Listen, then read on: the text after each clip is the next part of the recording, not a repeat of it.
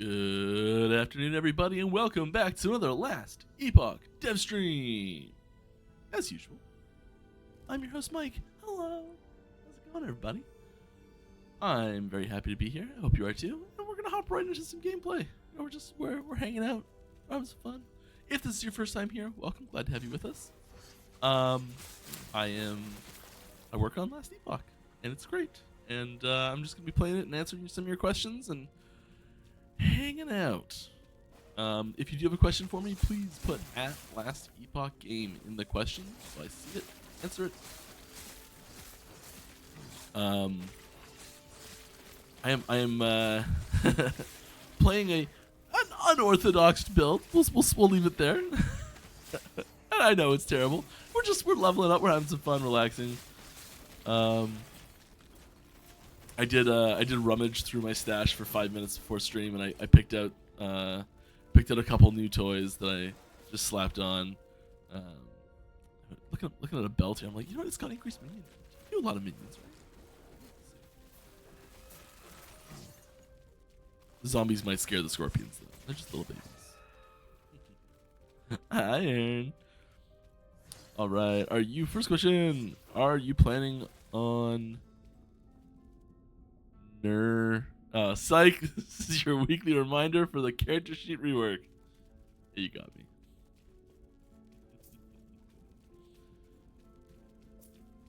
It's on the list. The long list, though.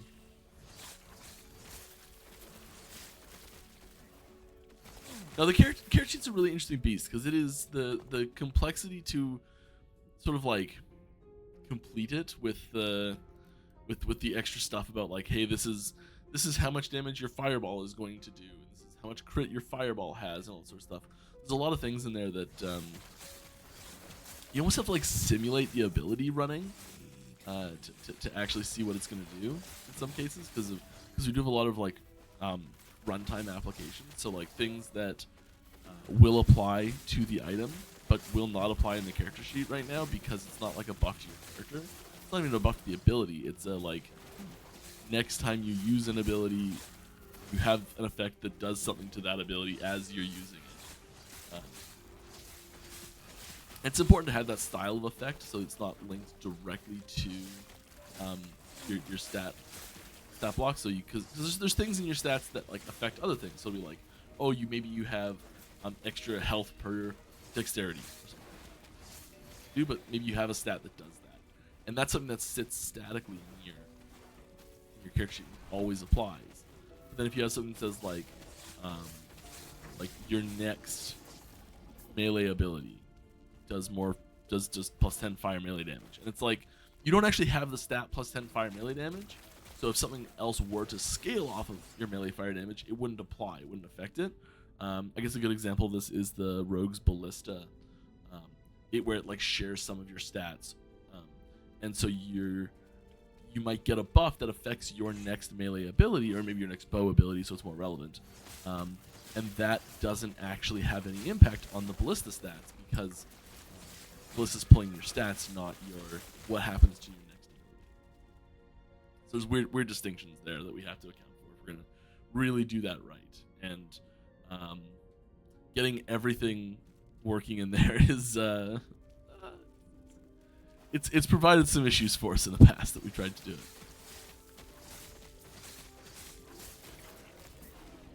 But it's still on the list, don't worry.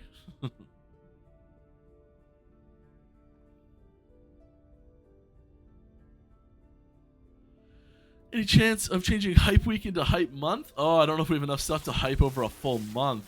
No, there's like some hype concentration to duration ratio coefficient of somethingitude that, it would break if it was a full month.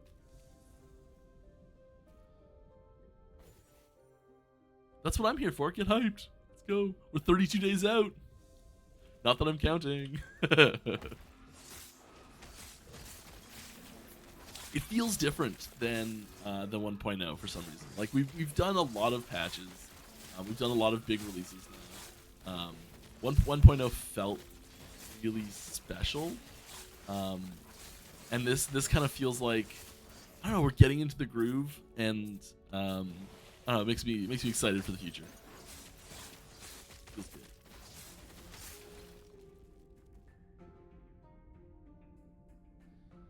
Yeah, I always thought the laziest way to do it would be to just spawn a dummy in the middle of nowhere and shoot with the ability a few times and average the results or something. It's kind of performance heavy though. Yeah, we can't like actually spawn something and like actually run this. We'd have to like fake it in the background if we were going to do that way. But like, and there's a whole bunch of things that just, you know, it's there's a whole bunch of things that makes it really tricky to get accurate information.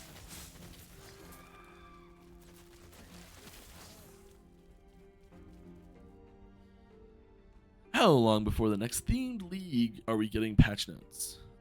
Usually our patch notes are like just a couple days. So like we in our hype week, as previously mentioned, we do have like a sort of a lead up to major patches where we spend about a week doing something a little more, something a little less, but usually it's about a week where we release like dev blogs and you know, like all the major features get like a full post that we go into detail on like what we're doing, why we're doing it, how we're doing it, all that sort of stuff.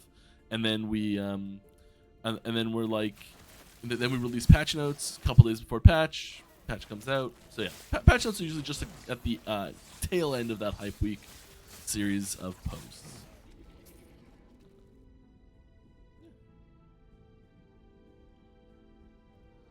How do you feel about cosmetic MTX for stash tabs? Cosmetic MTX for stash tabs. Yeah, I mean, sure. It seems. I don't know. I think it's fine, but I don't think we have any plan. I think if we're gonna do something to change your stash tabs look, we're probably just gonna put it in as a feature. Doesn't sound like the sort of thing we put as a cosmetic. Maybe, I don't know. I don't think we've talked about it at all. Let me have animated stash tabs, take my money, and buff Blade Dancer. I think animated stash tabs would be a cool idea. I think we want to really lock down the functionality of the stash before we. There's some things in the stash we want to do. So there's like search and sort functions that need to be updated in the stash. There's just some general like, hey, that didn't quite do what I thought it should do type things that need to be fixed up. And there's also things like the rollover stashes functionality that we're having to do now for cycle rollovers, and also there's functionality stuff too that we still want to get in, like something like so you can more quickly deposit things into the correct tab without having to like organize it quite as heavily, like manually right out of the gate, things like that. PoE is a similar system, they call it Infinity. There's a lot of little things that we want to get done in the stash before we start getting into too much stuff like that. Still. Functionality first, right? Did you play the new cycle already? Tested it out, maybe endgame and stuff. If so, how's your feeling? Yeah, I mean, we've been playing it. The major features as they're getting implemented for quite a while now. So yeah, I've been playing the new cycle stuff. It's not all done yet, so there's still new things that we're still making new items. And we're still like shoring up bugs. And, there's little nodes here that get added in that still. Things like that. So there's still like stuff to be done, so it's not finished. But yeah, I think it's a ton of fun. I'm really excited for the final boss, the pinnacle boss that's showing up. I'm really excited about some of there's a few skill things that we've sort of like talked about doing for a while that internally talked about doing for a while that I'm really happy we're finally getting around to. There's new toys, and I love playing with new toys.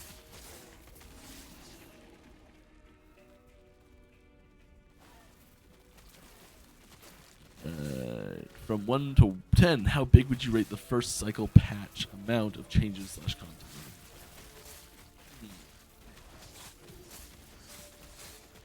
That's hard, because, like, what's a 10? Like,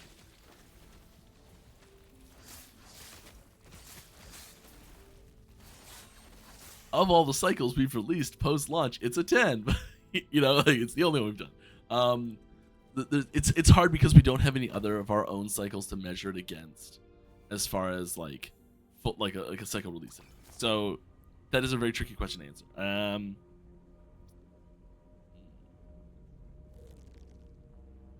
7?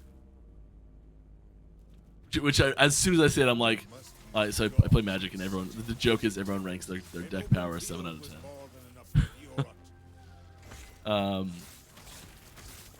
Yeah, like there's a new like mechanic to interact with. I can't go into too details about this, but like there's the stuff on the roadmap that we've talked about.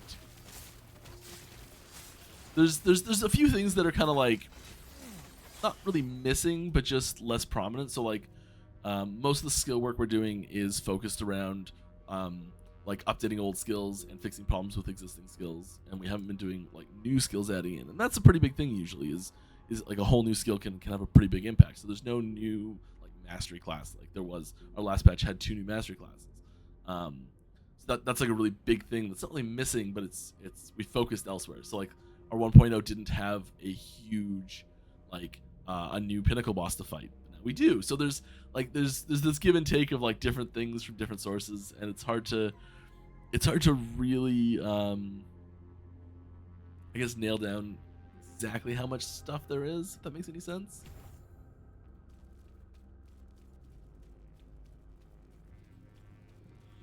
Hope you had a great week. I did, thank you. And we've got to fight this boss again, Grumble.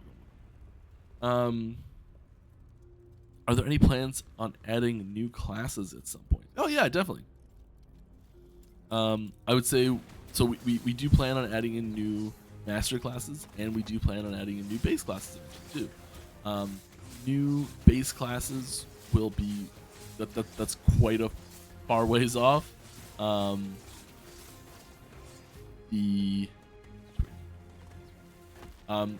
new mastery classes will be significantly before new base classes. We still don't have like a fixed date on any new classes yet. I do know likely what the next, I would say, 2 new mastery classes will be. I bet I could call the first 2 mastery classes with pretty high confidence.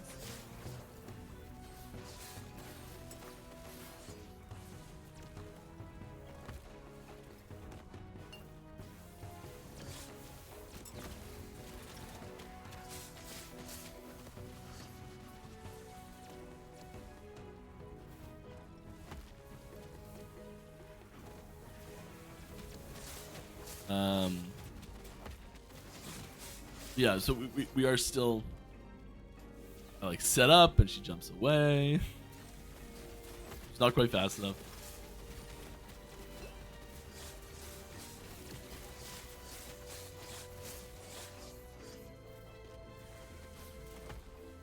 If you can issue an attack command on them just before the transition happens, your minions should just chase her to the next one.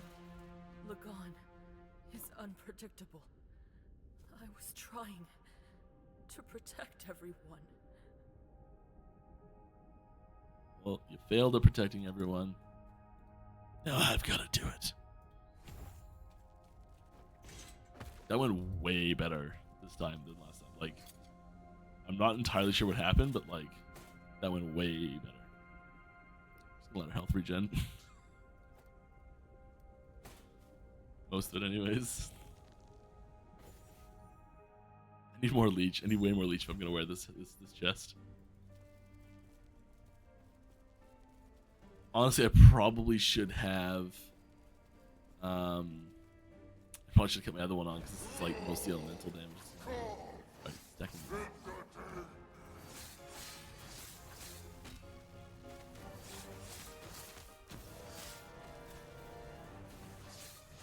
I should get a question to answer while I'm doing this.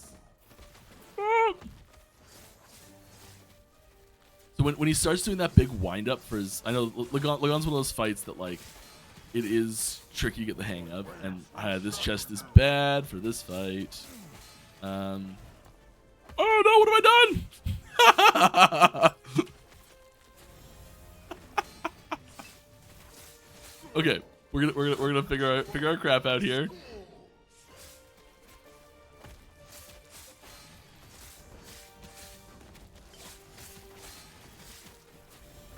you always want to jump to the center,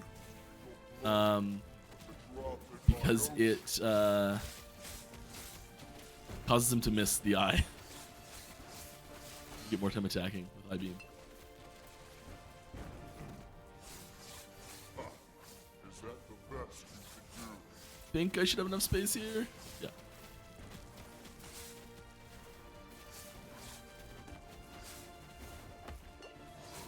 Time. Well, if you're bored, just like go take a nap, I guess. Hang on. Come on. Drop some more health potions, please.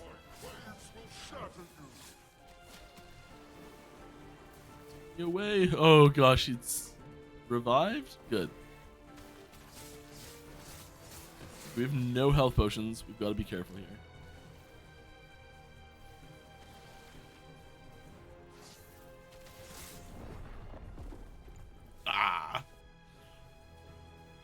Lack of regen hurt us too much because I don't do enough damage to actually melee properly.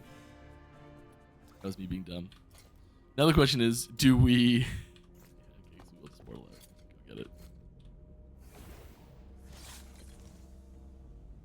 Go get a better chest for this. Alright, more shop items and supporter packs when? The MTX updates happen at the major cycle patches.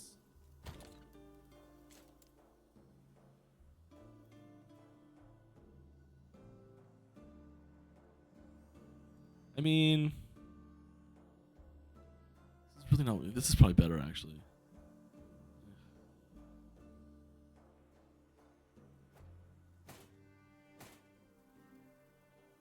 We just don't have enough leech. We need regen to happen. I'm not gonna stun things. So it's like...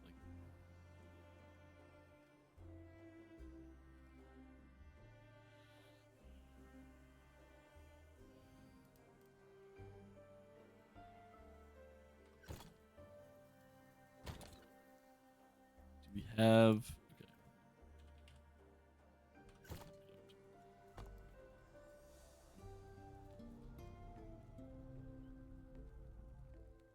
Give it another shot. All right. Summarize what is new in cycle 2. Yeah, I mean, so we do have a whatchamacallit, a roadmap that does have that information on it. So if you want to reference that information anytime, you can check out the roadmap. It's linked at the top of like all the Reddit, Discord, Facebook. It's linked everywhere.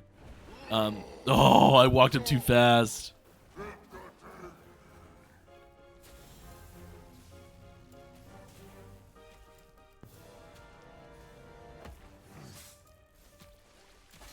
Mike, what are you doing?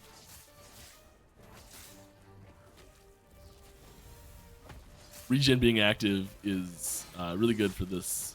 Do not do enough leech. Okay. We're summoned back up.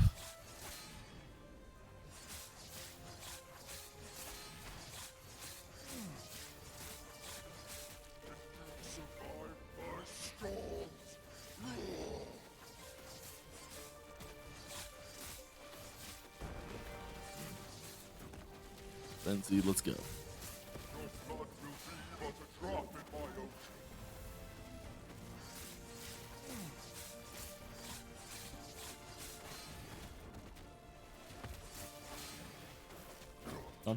Come on. Okay, more questions, Mike. You can do this. Oh, don't die. Summarize new cycle 2. Right, that's what I was doing. So yeah, we've got our Nemesis system. We've got our Harbinger system. And we've got our Pinnacles system. Our Pinnacle boss.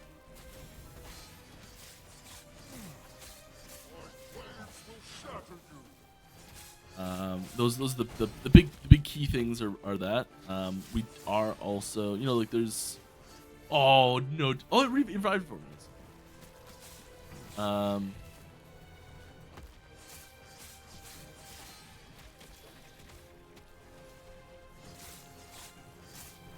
And then we've got just like there's a ton of bug fixes. There's like skill updates, new unique items. this is just stuff that comes with like every. There's a list at the top of that roadmap as well. It's just like things that we do all the time. So all those things are still happening too.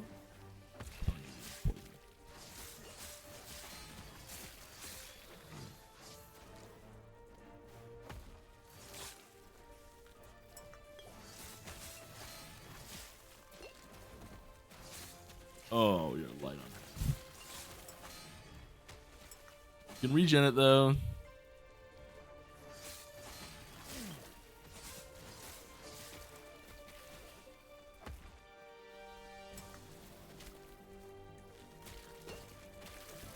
That health potion pick up.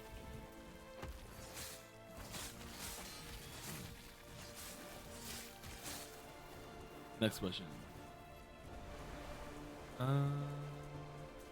Will you? Oh, yes. Will you go hot and cold? Sweating next Wednesday. Hot and cold. Oh yes, yes, yes, yes. Next Wednesday. So a week today, plus about 3 hours. I will be joining Frosty and Aaron on their new podcast. I think I'm the first official guest, which is pretty cool. For that, guys, looking forward to it. Man, I don't really know what I'm getting myself into. I was told to expect some jokes, keeping it light, so we'll see what happens.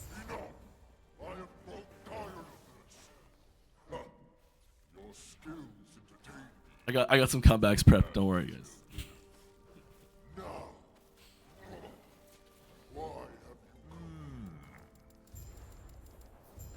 you for your blessing.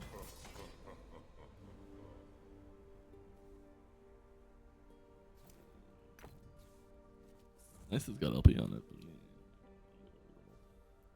This is the one portal that doesn't react. This is the one portal in the game right now. I know this because I spent so long trying to make it work.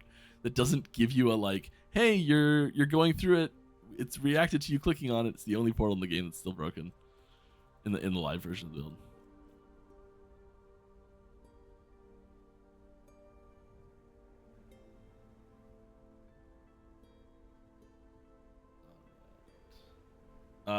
Kieser Soze 2077. Oh, it's really broken. Oh no, do I have to fight him again? I shouldn't have to. That'd be funny though.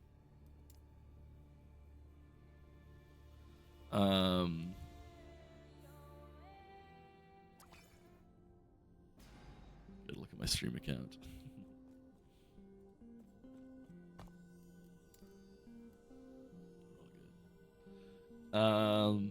If that was not the question you're asking about next Wednesday, let me know.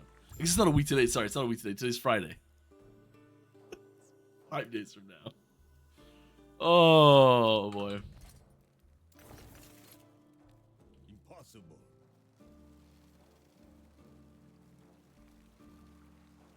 You know what? This is the one thing I've ever done that is more time-consuming and emotionally and energy draining than game dev. Being a parent. Ugh. Equally rewarding though. Come on, game. What are you doing to me? Alright. We got a preview that the Transmog tinctures, that is dyes, are coming in the future. Is there any plans to monetize dyes? I have no idea how that system's going to shake up, to be honest. I knew we had started working on it, and the roadmap going out was actually the moment that I learned myself that we were actually like locking in to do it. I knew someone had been working on it, and someone had been like, "Hey, this is something I think we can do. Should we do it?" That was where I thought we were with it. And then the roadmap went out, and I was like, "Oh, I guess we're doing it. Awesome." I'm not sure. I don't know.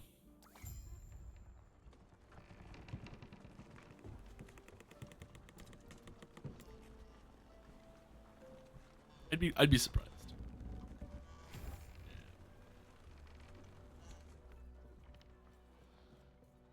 Can we have a filter to highlight only the equipable items in the stash? How I'm did you sorry. enjoy the lad?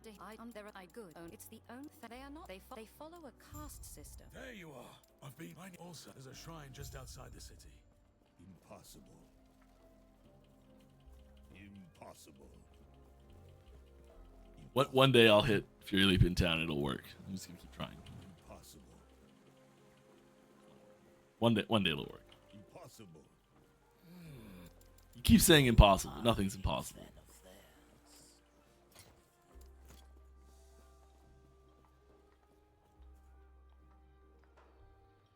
Hi, Mike. Hello. I enjoyed your insight and designer perspective. Cool. Thank you.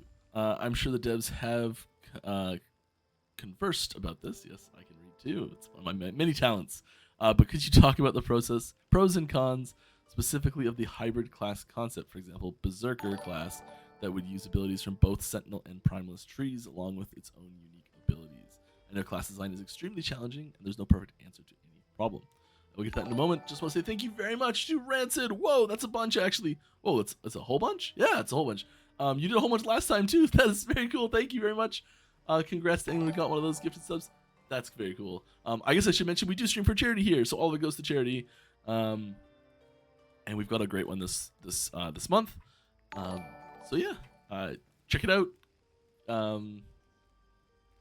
Yep, I'm so bad at hyping up charity stuff that we do, but it all goes to that.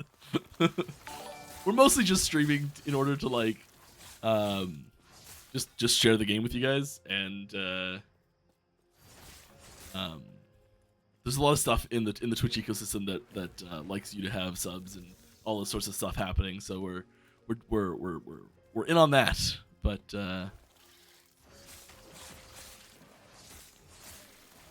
we're it's not so much that we're like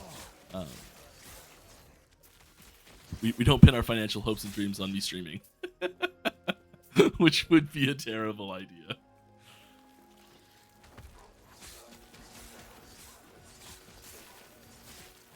All right. Moving on. Oh yeah, this question I was going to answer. Yes. So hybrid class concepts. Yeah. Yes. Okay. So I heard. I don't know when this idea was first. Like the first time I heard this idea pop up in the community, at least, of this like hybrid class concept, where it's like there's a few different versions of that I've heard as well. So, which version are we talking about here? So the one version I've heard was someone was like, can we just like build our own base class with like different masteries, or just like take masteries from other classes, and like the biggest challenge with all of this is how the passive tree incorporates with the skills directly, and that interaction, how these things are all interconnected. So like, which items or which passives you have, passives will frequently directly reference abilities. Like there's passives on the mage tree that like do elemental conversions. You know, like there are direct skill references where it's like this node doesn't really make any sense if you don't have that skill. And a lot of times as well, it's just like the nodes don't really make sense if you don't have like this set of skills as well. What's a good example here? This one here, maximum companions +1. You know, like if you don't have any companion abilities, this passive makes no sense at all. It does literally nothing. And there's other ones here in Druid, I think, where it's like you have max 1. There's one somewhere where it's like max 1 companion total. It locks it at 1. Doesn't matter where it is. But yeah, so the same thing happens with items. Like there's lots of items that'll be like, okay, well you get bonuses to this ability or something like that. And a lot of these happen in the head, chest, and relic slot. So then you start having like these items that are like the affix pool for the item base needs to line up with the mastery class because it also lines up with the abilities that mastery class has access to. And you start mix and matching these things, and you frequently get into situations where you're finding items that are like class locked to the class you're playing, but are completely useless and specifically completely useless in like it buffs a certain ability, and it's so messy. However, I still think it's a good idea. It's just messy. And so we're if we ever decide to do something like that in the future, we're gonna really have to take a close look at how we can incorporate all the class locked themes and abilities and items and all these things, because class identity has been such a core design pillar of the game for so long that there's lots of things that we mechanically and thematically very specifically lock to certain classes. But then then you look at certain classes and certain like archetypes in ARPGs in general, not even ARPGs, just RPGs in general, like fantasy games. You're like, why don't you have that? And then you try and place where it's supposed to go, and you're like, it doesn't really fit in one place. So the big example of what I'm talking about here is let's look at a WoW hunter. You need bows, and that's marksman or rogue in general. And then you need like animal companions, and that's beastmaster or primalist in general. And so you end up in the situation where you've got these two, in order to build this like classic WoW style, and then other games before it too, like class character archetype, and you need to dip into two different mastery classes to do it. And so like there's the approach of like, okay, can you take pieces of individual, like is there a mix and match thing that happens? Is there a is there a like just a new class that's created and it's narrow in scope, and it pulls from other classes to make that, like it pulls from other masters to make a new class that is narrow in scope. That's a possibility too. It does start to kind of blur that that character design like architect pillar quite a lot when you start doing things like this. So I've probably gone so far off the rails with this question. That's kind of what you were asking. So Sentinel and Primalist Berserker class was the specific example. Yeah, I think that's the sort of design. So we have specific masteries that are already planned for the existing base classes. Hello. That I think will go really well with them. That will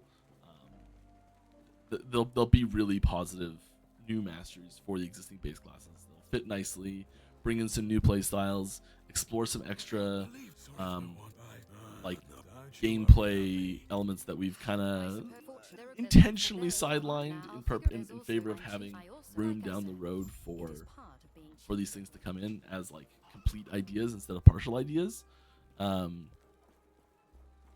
then I think there's a point that we'll get to where maybe we're sitting at multiple like 4 masteries per of the 5 classes, and we have 20 masteries, and it's like adding in a whole new base class might be a little daunting. And then starting to have this like mix and match feeling might be a good point, good play at that point. I think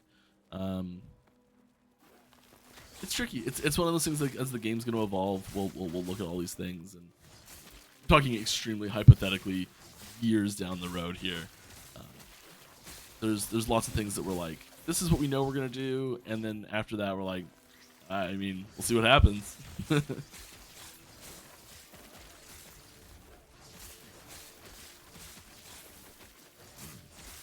lots of room for interesting things to happen.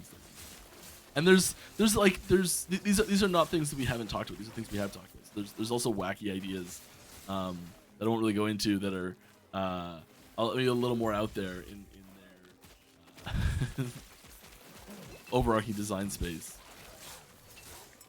that might not seem to fit initially. But we're working on it. Cool things. I hope that answered your question for you. All right. As you are excited for the new LE cycle coming up, do you think we will have a difficult time with it? Or you hope so? I mean, there's... I think the people that are here in this chat, the type of person that comes to this type of thing and like is like interested in game updates and things like that when we're at such a lull in the cycle rollover stuff, I think the majority of the people that are coming to things like this will probably have in general a much easier time with the game overall compared to the like average player.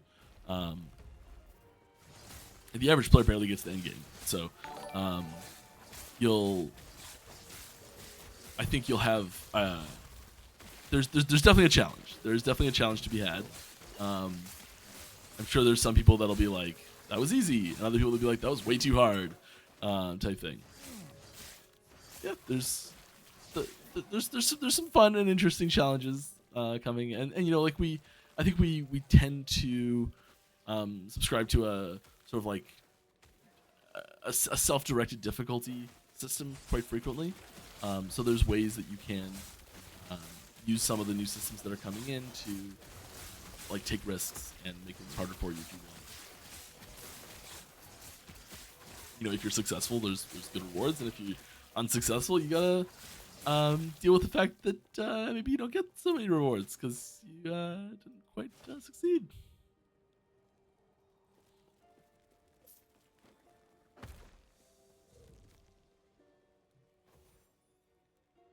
Will there be a generic loot filter per class in-game that anyone can use without having to edit it?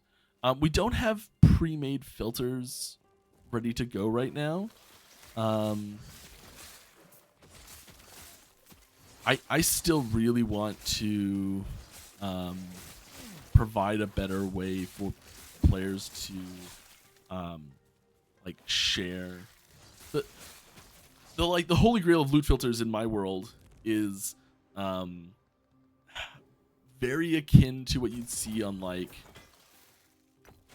a modding website, where there's like anyone can just like post up their own filters, and people can search and sort and filter and browse, and you know, like there's like a thumbs up, thumbs down review style system where people can be like, I'm using this one and it's great, you know, and probably not thumbs down, probably just thumbs up, like endorsements. You know, and so yeah, that type of system built right into this filter. Like the filter I'm using is so nothing right now.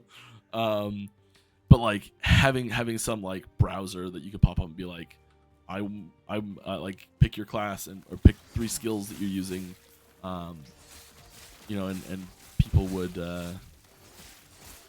have filters that are listed like, oh, this is good for these skills type thing, or like it's the general type of build you're playing. I think that'd be a really positive thing. That's something that I'd really like to see. All right, we've got a poll going up now. So this is something we've been doing for the last couple weeks. That is, I think it's been really successful. So I'm happy to keep it going.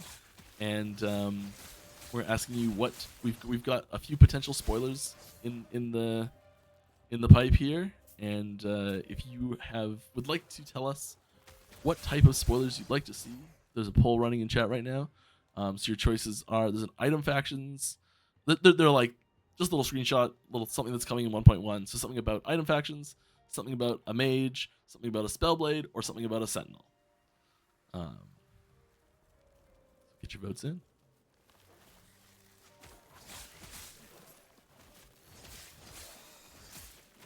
These are all things coming in 1.1.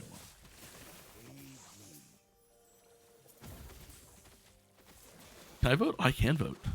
What else on this show? I remember what they all are now. I think this one's pretty sweet.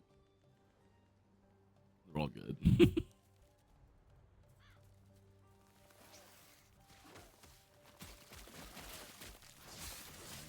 All right. Will there? Oh yeah. Into that. With the evade mechanic coming in 1.1, can we see any unique items to buff it? Yeah, there are items in 1.1 that do interact with the evade mechanic. There's I don't want to get into too much details about them, but like some of them are pretty transformative. If you really don't want to use the evade mechanic, there's items that will help you not use the evade mechanic and still get value out of that system. So yeah, there's a good mix of stuff coming in there, but yeah, there's a couple unique items and things to interact with it. I can't really go into too much detail yet with them because those are still very much in flux. And we just got our first round of feedback from CTs on that. So we're looking at that. We're expecting more of that to come in very shortly too. Poison is stronger than yours. At 139, 145. 45 stacks. That's not nothing. Not very high. It's not nothing. It's the highest we've seen. All right. See a random question here. If you have a question, please don't forget to put at Last Epoch Game in the question so I see it. I see when it says Forge Guard getting changes. Everybody's getting changes. Every single class and mastery has things about it that have changed. Thank you for the. Some of those are more significant than others in either direction, and it's not all buffs, it's not all nerfs. It's a mixture of buffs and nerfs for everybody.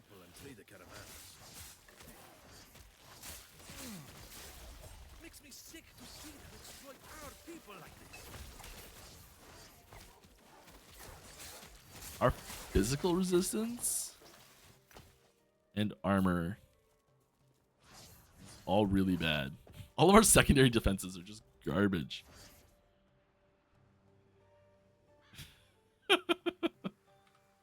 Our secondary defenses are terrible. All right, next question here. Is it true that Aaron Action RPG Wifey is better at playing Ellie than Aaron? You know, I think I think she probably plays it less frequently, so it's probably she probably has more fun at it. And you know, really, what's the point of playing any game is to have fun. So if you're having more fun, you're better at it. So yes, therefore, I think she's probably better at it.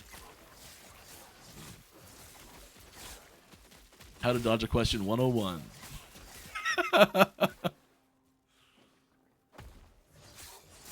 All right. This is probably asked a zillion times, but I don't know what you guys think about it. So here we go. How do you feel about D4 borrowing your loot system? Have you tried it? If so, your take on it. I don't think that I don't think we invented this loot system. Like, I think that we also have there's so many loot systems that share similar elements across so many games like this that I don't think you can really say like they stole our loot system or something like that. I don't think that works. I think that you know, like on the like, I don't think this is what happened, but on the off chance that there was someone sitting in a meeting somewhere and was like, oh, that's working really good, let's use it like that. I don't think is what happened. You know, like, awesome. I think we did a great job on our item system, and you know, if that's what caused D4's system to change for what I think most people would agree, and I do agree, was for the better. You know, awesome. We have a better game for it, which is great, right? You know, just the thought that we've had any impact on like the Diablo franchise at all is like such a cool thought to me. Like I know we've had a direct impact, and for the record, both Diablo and Path of Exile have had a colossal impact on our game. And you know, like the fact that we're able to bring ideas to the table that are having an impact elsewhere is super cool. It's exciting. It's fun. It's interesting. It's, I don't know, wild.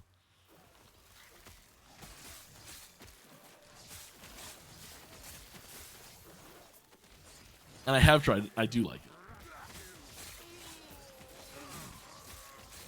It was a big improvement. I don't think that's a hot take, though, that it's a big improvement.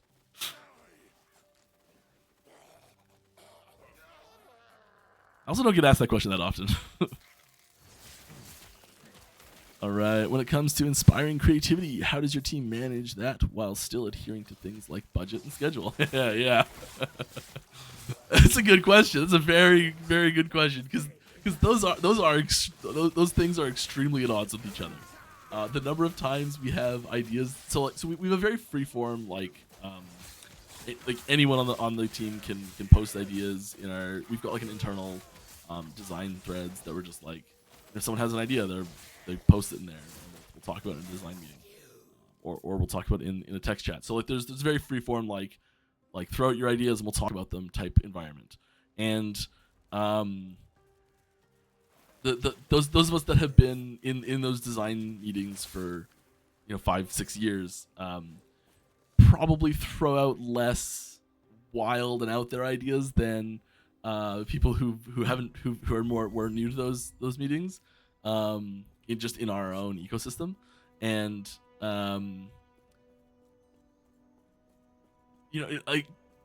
there is it is very frequent that we'll look at an idea and go, oh my god, that would be cool. There's no way we have enough time or money to do that, but oh my god, that would be cool. And so that happens a lot. And it's frustrating to not be able to do everything you want to do with the game, for sure, absolutely. I think quite often when something like that happens, it comes down to like trying to find a way to incorporate those themes and ideas. And it's a very tricky balance to sit there and yeah. Freedom will be our future. I would love every good idea that comes into those channels. Being able to do every single one of them is like, that's the dream, right? And the list of things that we've got in backlogs of like, one day we'll do that. It's a huge list. And we get just as many ideas from our community that fall into those categories too. Like the number of times our community posts ideas and like suggestion threads where we're like, that's a great idea. Like we'll start squirreling away that $1 billion we need to make it happen. But like one day, it's coming. A lot of times as well as it's just like we'll look at something and say, hey, we need to. There's these 8 things that need to get added first before we even have a shot at that. So we'll be like, okay, well once we know we're adding 4 of those things, and we'll revisit it then. So I guess it's a lot of like there's a lot of ideas that get turned down, and coming to terms with having your ideas turned down because we just don't have the logistical support to be able to do it. It is something you gotta come to terms with when you're pitching ideas, which it's tough. But the stuff we are able to do is really cool, and I think that more than makes up for it.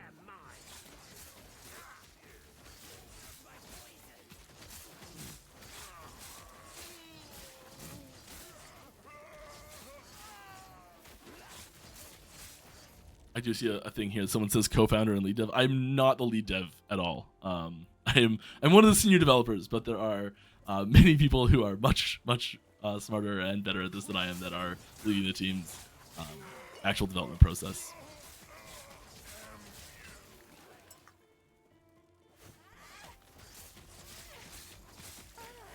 I have just enough experience talking with people, talking in front of crowds and things like that I'm able to do this part of it as well.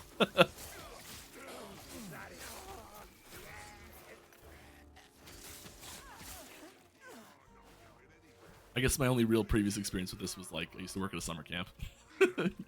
You get up on stage a lot there. And here I get to wear much less ridiculous costumes doing it. I miss the costumes sometimes.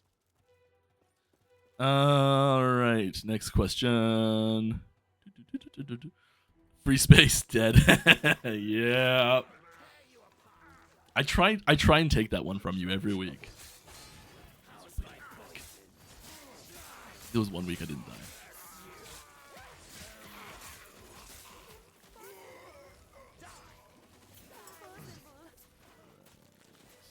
Oh, the poll finished. Who won? What won the poll?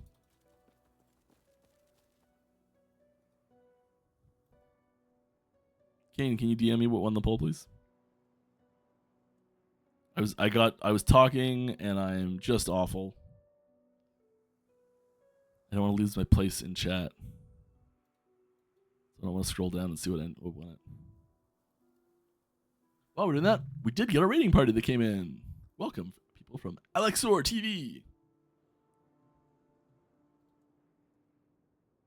Okay, we're gonna risk our place in chat here. Oh my god, we're far behind. Oh no, we're far behind. Okay.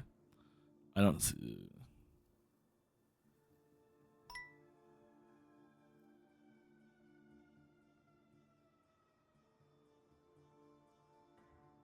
Oh, cool, good one. All right, yeah, sweet. Boom, boom. All right, this is the new Circle of Fortune rank 10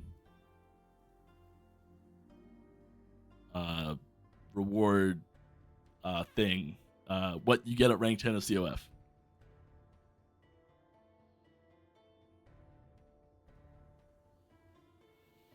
Simple, to the point, straightforward, easy.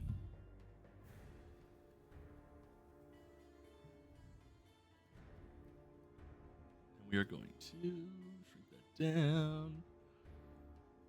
And I'm not going to play with it sticking up over my screen. Haha, I'm learning. Just going to flip it down there.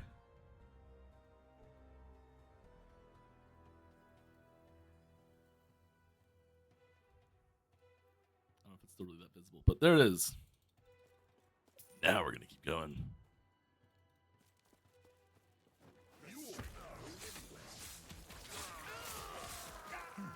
All right, more questions. How do you feel the game's balanced state with classes? Some classes overperform one others. Yeah, there's I mean, yeah, there are some clear winners and some clear losers right now as far as like top level power performance. The balance, the class to class balance is a really tricky one because a player. There's a lot of variance within a class as well as a lot of variance class to class.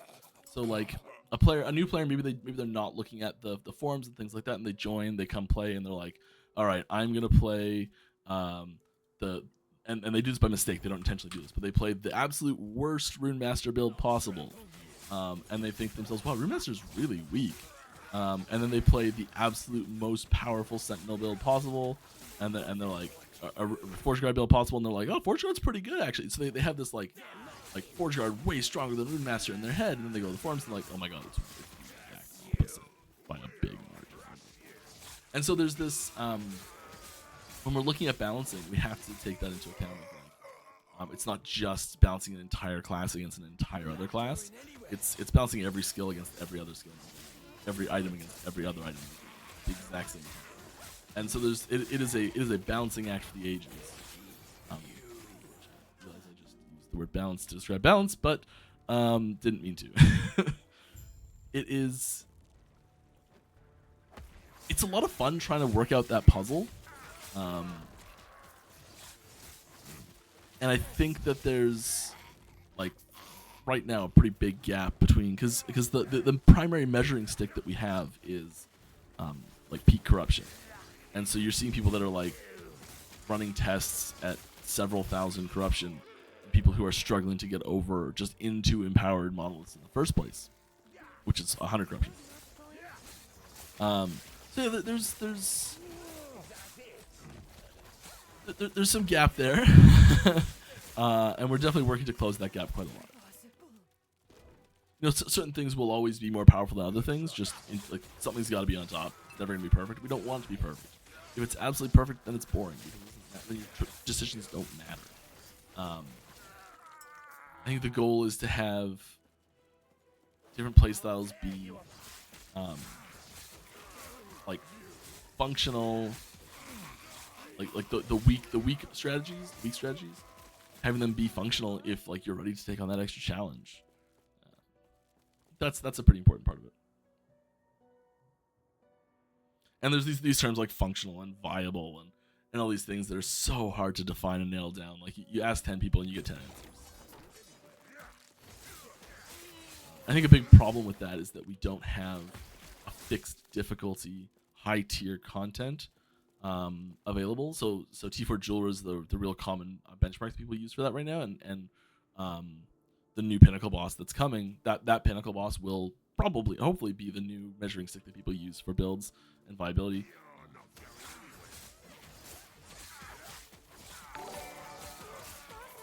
It is harder than T4 Jeweler, I'll say that. Hopefully that's obvious, though. Thank you very much. Oh, Vision GL. Welcome, Vision GL. And all your people coming in to hang out. Glad to be with us. One day, I'll put, like, custom graphics that pop up and stuff. I've been saying that for years. A few more questions. I'm going to hammer through some of these. Treasure Goblins when? I'd love to, yeah. I think that's one of those mechanics that's like, oh yeah, put it from the other side. I didn't know you could do that. Treasure Goblins is... Can I help you? One of those things that like, one day it'll be... One day I'm sure it'll be there. It's just so... It's becoming such a core RPG mechanic. Like you're seeing it just pop up everywhere. Not just in top-down like RPGs, but like anytime there's like an action combat with loot associated in the game. So like you see them in like Borderlands games, you see them in Diablo games, you see them all over the place, and I feel like it's the sort of thing that like I really like them. So, can't guarantee we'll ever have them, but I'd love to see them. I think they're simple. I think the simplicity that they bring is elegant, and it's a fun game mechanic. It's not deep. It's not it's not complex. It's not deep. It's just fun, and I love it. Hello, Mystery Puck. Hello, Stay Cherry.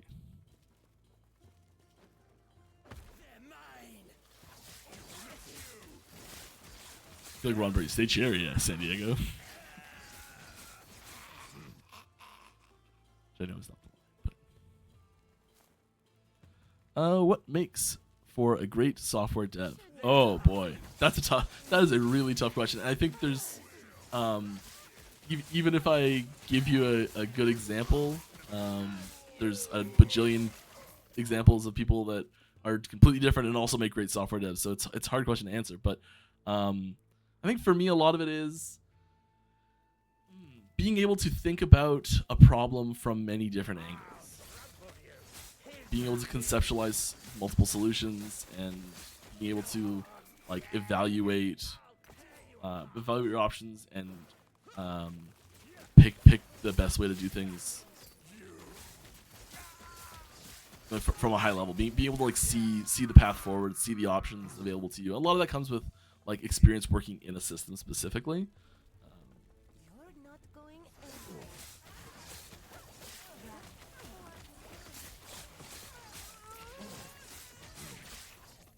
Not today, ambushers. Thought it was just gonna be the gold that showed up. 22 gold. Oh, the idle ones. Love them, hate them on stream because I'm like, I want to read every single one of those right now.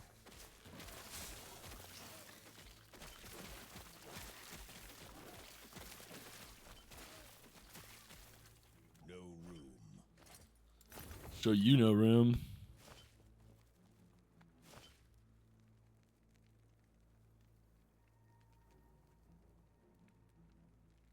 Going through really quick, and I'm like, if that immediately sticks out as great, I'm taking it. Otherwise, I'm just, oh yeah, that was great. Good enough.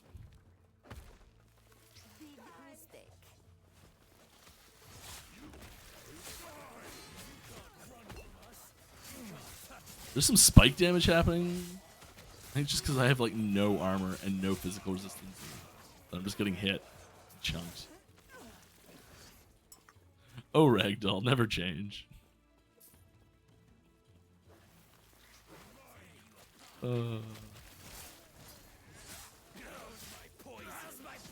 All right, any teasers today? Yeah, I got teasers today. There's one on screen. I got one more coming later, and it'll be any one of the 3 remaining options that we didn't give as a poll for the first half. I'm happy this item faction one's finally out. It's been in the pipe, in the voting pipe for a few days now, and I'm really happy that it's finally been revealed, because I know that's one that people were it's something that people have been asking for a while with the item factions, and I'm glad it's finally there. I also there's a lot of other changes too with the item system, the item faction system that.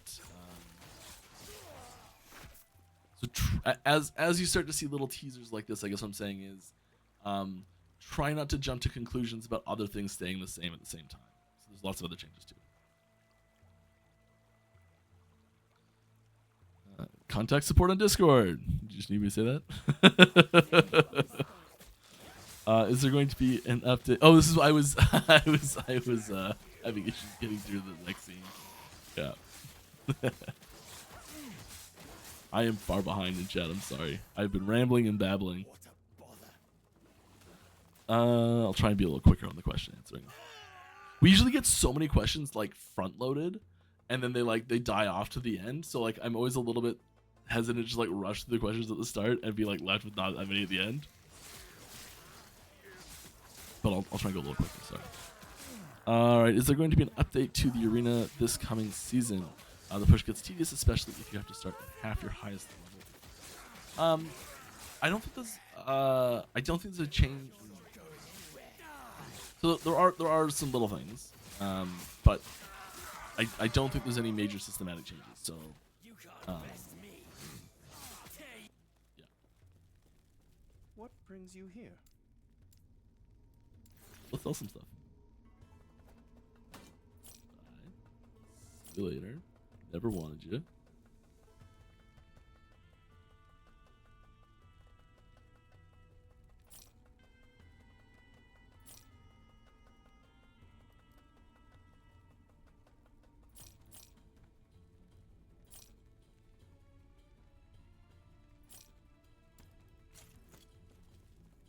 Just getting rid of some stuff.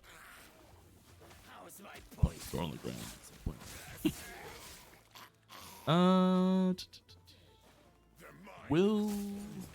Will there be a skip all dialogues in the future seasons?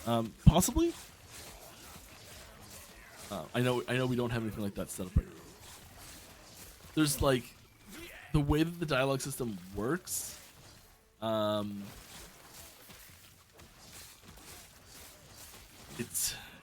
It's tricky to put that in smoothly without causing a weird amount of bugs. It's a lot more work than it would appear. Like, oh, just skip everything. It's fine. I'll do that anyways.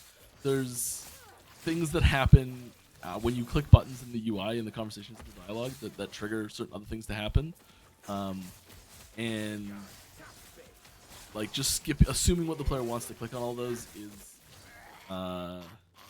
dangerous proposition in some cases.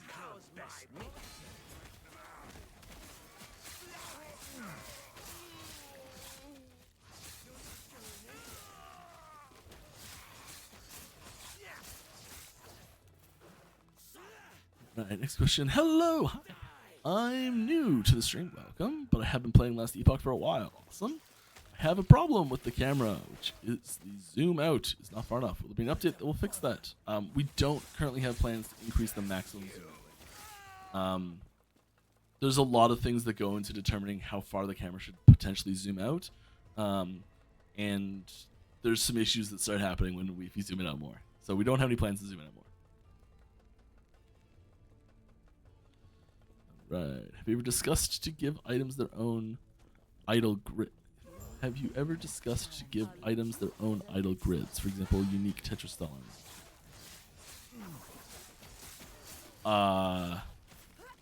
Like this is like a six grid or something like that. You can like put in like a collar and like an upper chest piece and a middle chest piece and like go like that far into the details of it.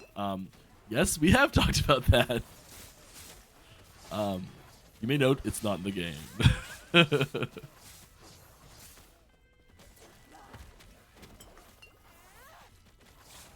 I mean, this is I think a prime example of what I was talking about earlier about those ideas where you're like, that's so cool. We do not have the resources to do it, or maybe ever. It's a lot to do something.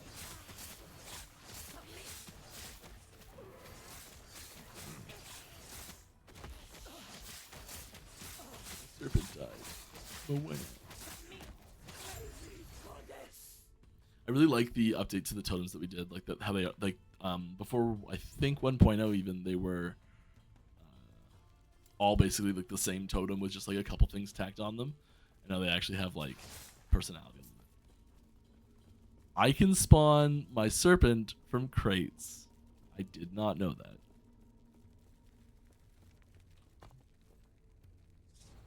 Sweet. Happy Friday. Did I miss a spoiler? You missed the reveal of a spoiler, but it's still sitting on screen, so it's okay. If not, where are the spoilers? Sitting on screen. But I'm also super far behind right now, so I think you probably actually already know all this. What is endgame for you? And the for you is an interesting part there. So like, if you're asking like what in like developer Mike, what's endgame from developer Mike's perspective, or endgame from gamer Mike's perspective? Endgame from gamer Mike's perspective is as soon as you're into the monolith, as soon as you touch down and follow the outcasts and you do your first monolith, you are into endgame. I think that there's a very real argument to be made for a lot of people anyways, that like endgame for them probably doesn't start until they get into empowered monoliths. When the I guess like if we're gonna try and make a generic term for it, it's probably when your primary focus shifts to like almost exclusively item upgrades, where you're like you're kind of like, whatever, I've got basically all my passives that I want. You're like, my skills are all maxed at 20, and I'm like looking at my gear and I'm like, yeah, I've got my gear spec'd out, but I'm now my primary source of upgrades is coming from that rework of like, okay, I need this specific item, so I can like take this item off and put this item on, take this item off and put this item on to like remap how my gear is, and there's like, but my build changes a little bit, and I can now sustain better, and I have the mana to like chain an extra meteor in between fireballs or something. I don't know. But I think that's the point where like I think they're gonna give you a little bit of experience here for walking up here, but I can't remember. I think that's the point where it becomes like end game really.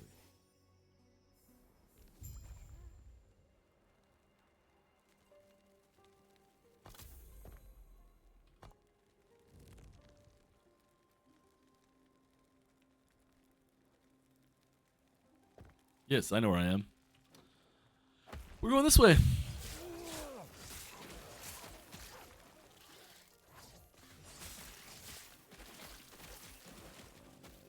I like the teaser polls. Me too. Thanks for the feedback. Appreciate it. Are you on time with your development for 1.1 so far, or did you have to drop things you wanted to get in initially? At both. So there's always stuff that we're like, when we're mapping out a new patch, we have different categories of features as we're planning it. So we have the like the core features of the patch where we're like, if this isn't ready in time, we might push back the patch to make it ready in time type features. And so like in this case, that's the pinnacle boss, right? If there's like Aaron, I'm seeing a ton of like face palms. What did I do? Oh no. Uh-oh.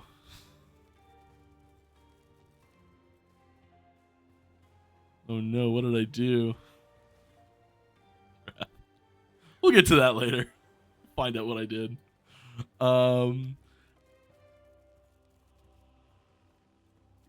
Oh yeah, dropping things. Yeah, and then we put like a big thing in a list where we're like, oh, this would be a nice feature to get in. We're not really sure how much dev time it's going to take or how hard it's going to be. If it comes down to the line, it can get cut. That's fine.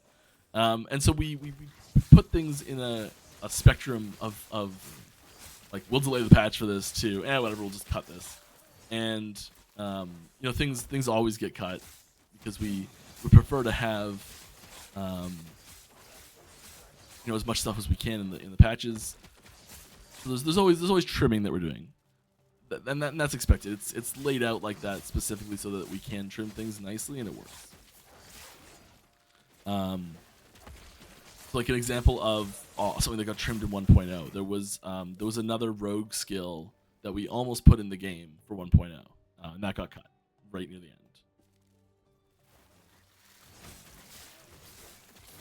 Already they got cut like 2 months out even. but you know what I mean. So like there's things that will delay a patch for and things that we won't. Overall, we're doing good. The primary features that we would delay a patch for are coming together. Yeah.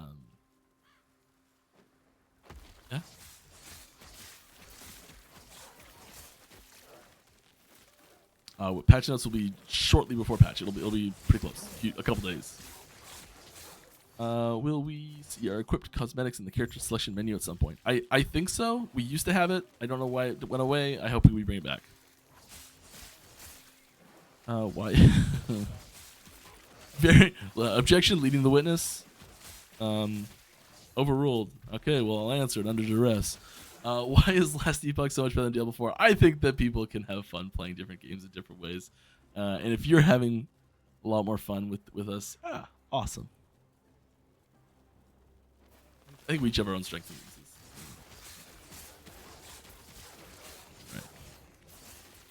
Right. Will 1.1 show the corruption level on each monolith on the map? I don't know if we've actually added that.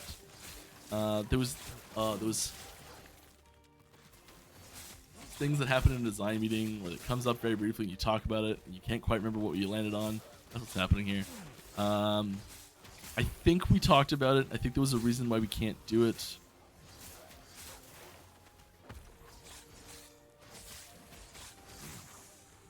Don't think it's happening. I can't remember why, but I could be wrong.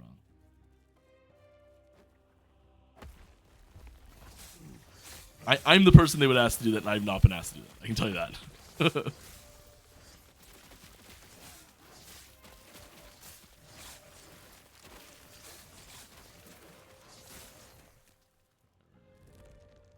Can you share an idea of, oh my god, that would be cool, but we have no money and time to do that? I mean, like, I'm thinking of things like, oh yeah, it's that, obviously. I'm like, oh, we might do that someday. Yeah, I shouldn't say that. I mean, there are things that we know, like, we're gonna do eventually that we just don't have time for right now. So like, transmog system's a good idea. It would be really cool if you could just make any item look like any other item. We don't have a system for that right now. It's 1.4, I think. So like, a lot of those things do end up getting put in there. I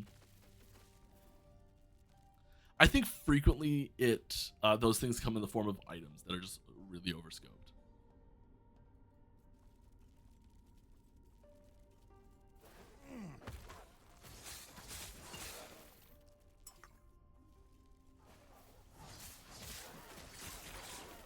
I mean, I'd love an item that gave its own skill, that had its own skill tree and everything. So like the item could be equipped on any character, and give that skill and skill tree to any character. I think that would be a huge, awesome system to have in the game.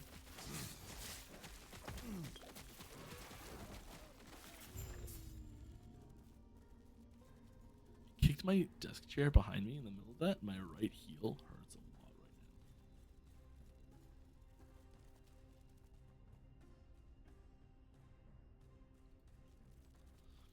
So what happened to the old rank 10 COF perk? It got moved!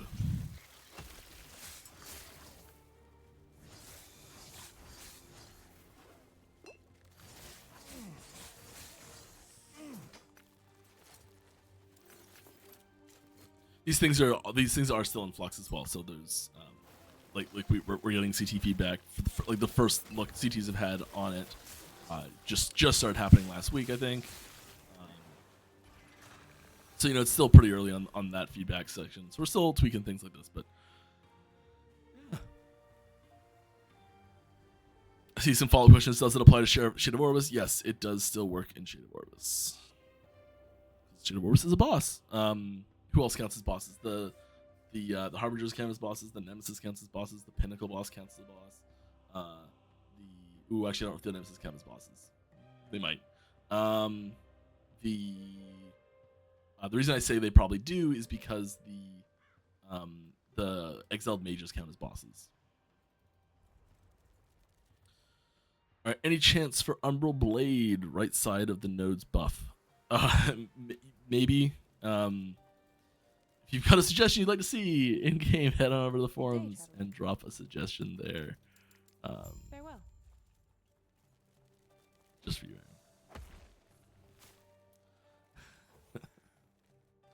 Aaron. Will parry ever become a suffix instead of a prefix?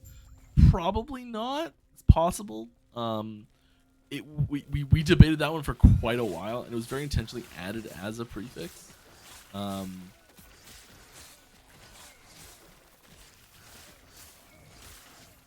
But it is possible. Are you open to adding funny cosmetics like a spacesuit or sexy stuff, or will the game always stay on serious levels? I don't like funny. Serious is generally not the axis that we tend to look at there. More of a like in universe, does it make sense? So like spacesuit and sexy stuff, probably not. That's the sort of stuff that we are we're intentionally avoiding. But you know, like having stuff be a little bit of a joke, I think that's the sort of stuff we're open to. You know, I think having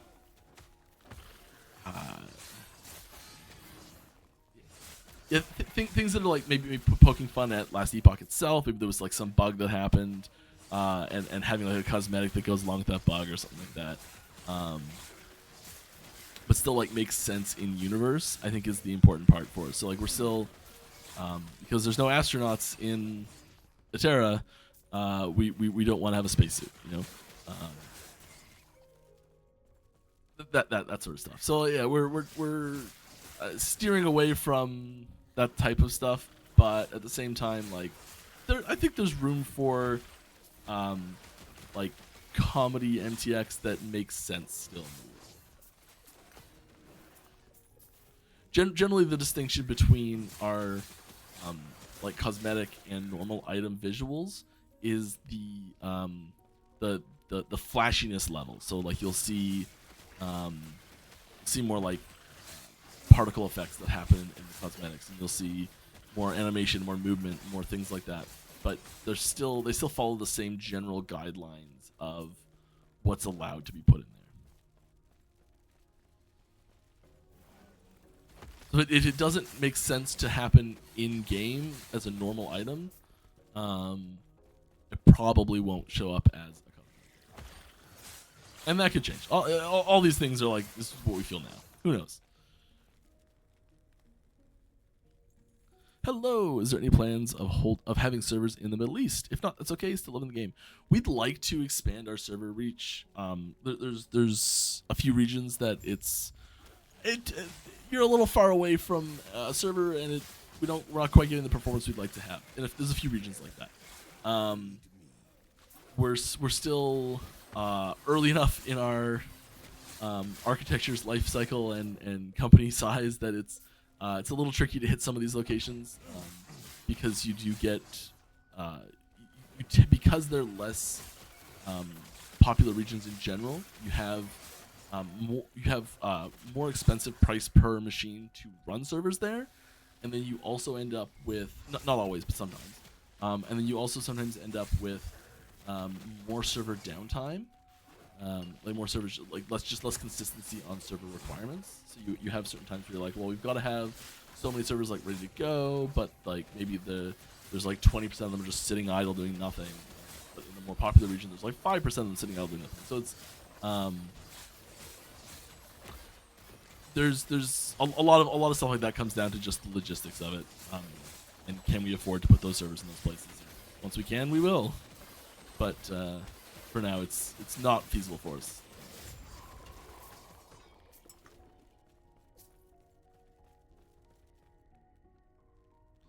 What class mastery is Elder Balthus? Does he possess a mastery that we can play as that has yet to be revealed in Last Epoch? I like to think so. If he's like, I don't know, it's kind of reminiscent of if you played the like Lord of the Rings Online. There's instead of doing like, they didn't really have a mage class, but they had like a lore master class. Kind of reminds me of that. But I'd put him as some like mage variant. This is really a question for our lore master Kyle, who would probably have an exact answer to this.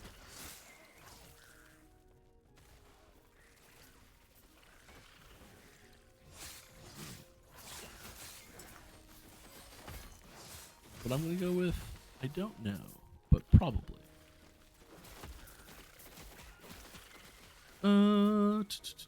Since you have time travel in the game, have you ever thought about going into the future? Oh yes. Like in a big skyscraper city for an echo. I know swords don't quite fit there, but still.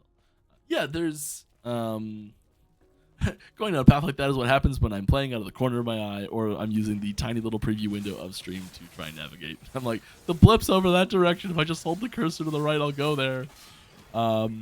Anyways, yes, we have considered going to the future. It's not off the table. It is possible. I wouldn't expect it anytime soon. That's sort of a like, we've been around for 5 years, and we've done the storylines we had planned for the eras that are here, and we're like looking to branch out and try something that's a little out there, a little wacky, a little different. You know, it's a time like that we'd more be interested in looking at the options that are out there for us, and those are potential things we could look at.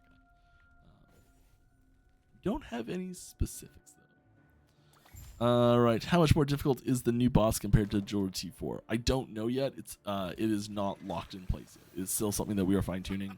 The balance of that boss is a really important thing to get. I right now I would say it is very noticeable, especially in like how much health it has. So it'll take a while to chunk it down.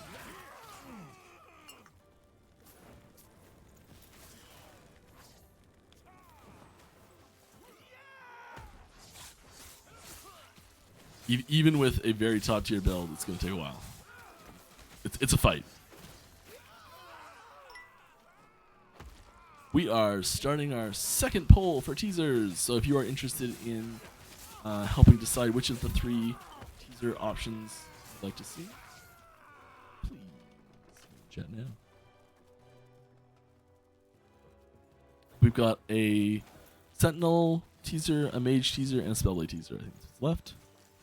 Yeah. I want to show this one.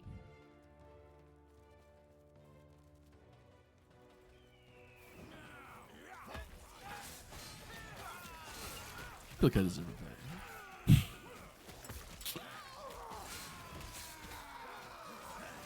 Ember mages. Why you so angry, huh? There was a bug that happened that turned into a feature that every time I see it, it's just I smile, because when we were initially setting up the multiplayer for the resurrection on the minions when they're downed,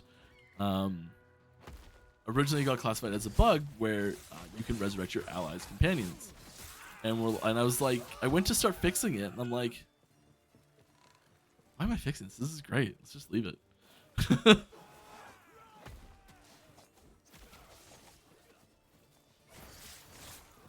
It was a bug, but it turned out to be better. Sometimes that happens.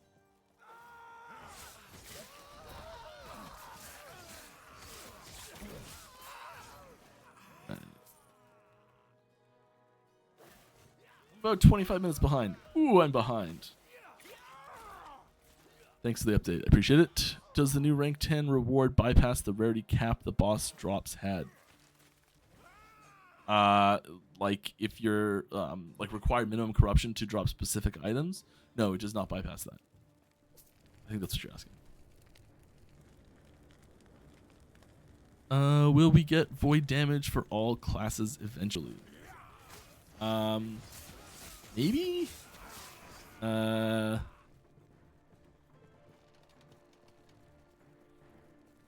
don't think so. Eventually, like people ask questions like, "Ever's a long time. Will we ever get it? Maybe." There's the big one that I'm like, why I'm tempted to say no, we won't ever do it. It really doesn't fit very well on Primalist at all. It's like, no. But you know, nothing's a hard no really. So maybe. We already have some items that do it on Mage a little bit. There's some sprinklings of some void stuff on Mage a little bit. Sentinels obviously void. A lot of people thought Warlock was going to be void themed, but not. But I think that shows that there's at least a community desire or feeling that it's thematically appropriate at least. So. You know, that's probably not a terrible candidate. I think Rogue is flexible in its thematic reasons to have it or not. So it's possible there too, I think. But I think Sentinel's like Sentinel. I think Primalist is the one that really sticks out to me as like I don't think we could do it, but maybe. And then also down the road, like you start adding more classes, and you're like maybe one of them just thematically doesn't work for it as well, and so you're like, I can't do it there. So. We are looking at expanding Void into other classes long term eventually at some point. I don't know when it'll happen. I don't know if it'll happen, but it is a little too restricted to one mastery right now, and that is something we are eventually looking to probably expand out. Being super vague, I know, I'm sorry.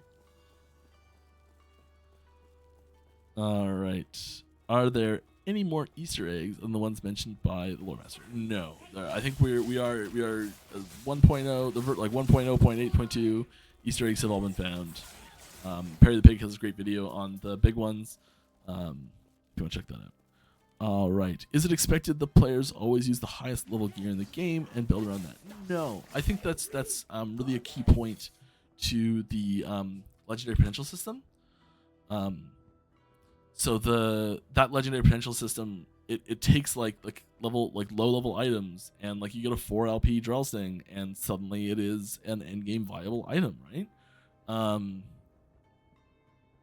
I think that's really something that we've tried to do, and I saw it this time because I was paying attention, and the Mage won the poll, nailed it. All right, let's go Mage. Spoiler time. But yeah, so just also, yeah, what we're talking here. Let's finish up a question. Is it expected that players always use the highest level gear in the game to build around that? No, it is not expected that. I think the key thing there is we don't always replicate every unique effect that are on unique items into super late game items. So like Tome of Elements of the Sun literally has no level requirement at all, and it does have. I guess these effects actually can be found elsewhere on other unique items. But it does have some unique effects. So like if you're really looking for this effect in this slot, you have to use this item. And we really try to make those feel fun and viable and interesting.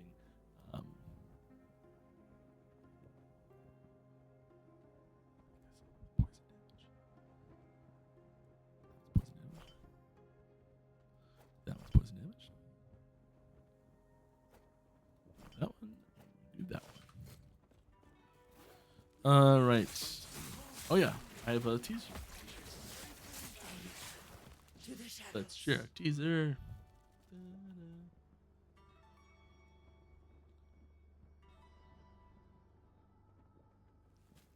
Boom. All right, this is a node in, I believe it's the Disintegrate tree. Yeah, it is. If you start channeling Disintegrate while having at least one stack of, I don't know how to pronounce this, Lucomancer? It starts at tier 2. If you also have the Amplification node, and at least 2 stacks of Lucomancer. Disintegrate starts at tier 3 instead. There's some cool terms in there. I wonder what they all do.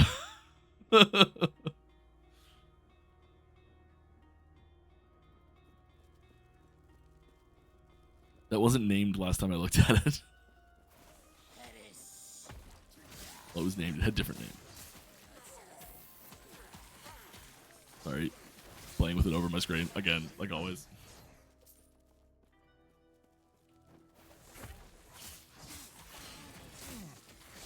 Don't die. Please don't die.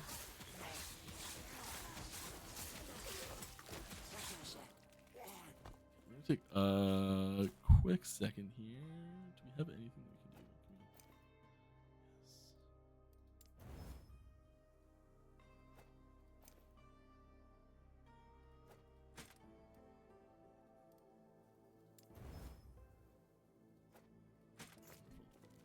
Here's an interesting note that a lot of people don't realize as well, is that it's not just straight the total of affix tiers that determine the level of the item. So if we were going to level up this T4 to a Tier 5, it requires level 60, but if we're going this T1 to T2, it only requires level 58. So there's a lower level requirement for lower tier affixes. T1 requires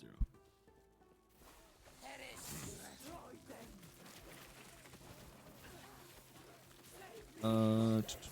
Can you expand the search function on the skill overviews to also search the nodes within the skills? Like if I want to know if there is a synergy within a skill, I could type in there to show the skills that have it.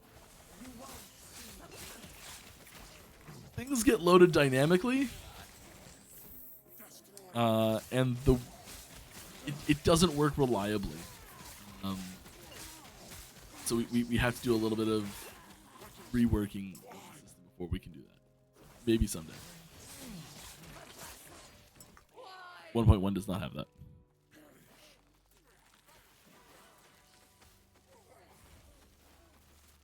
Hey! Sorry, that's okay. Any changes coming to set items in the next patch? I mean, yes, there are set items that did get changes for the next patch. There's not an overarching systems change to set items. That probably is more what you're asking about. Fighting me is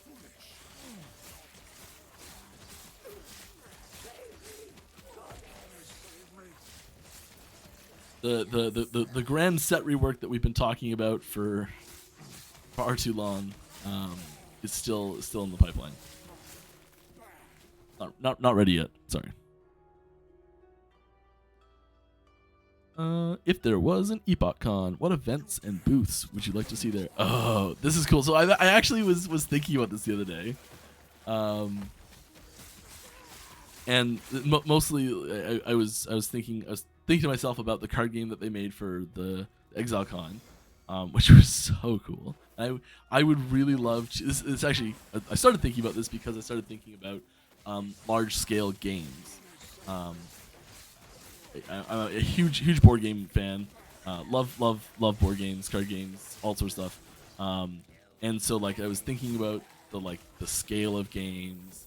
We have the Battlestar Galactica board game, which is unbelievably expensive now. I saw how much it was online. I'm like, oh my god, I'm glad I got this when it was still in print.